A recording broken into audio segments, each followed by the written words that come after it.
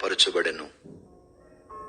లేత మొక్క వలెను, ఎండిన భూమిలో మొలిచిన మొక్క వలెను అతడు ఆయన ఎదుట పెరిగెను. అతనికి స్వరూపమైనను సొగసైనను లేదు. మనం అతన్ని చూచి అపేక్షించినట్లుగా అతని యందు స్వరూపము లేదు. అతడు తృణీకరింపబడిన వాడును ఆయను, మనుష్యుల వలన విసర్జింపబడిన వాడును, వ్యసనాక్రాంతుడుగాను, వ్యాధిని అనుభవించువాడుగాను, మనుష్యులు చూడనొల్లని వాడుగాను ఉండెను.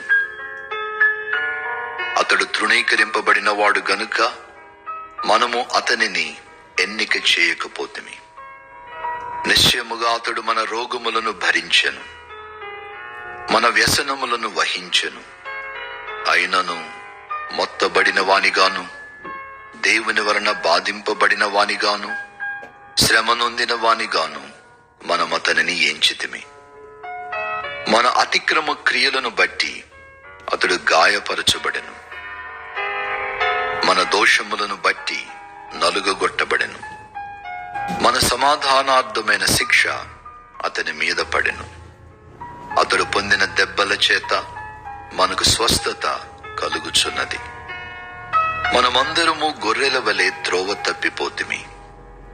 మనలో ప్రతివాడును తనకిష్టమైన త్రోవకు తొలిగెను.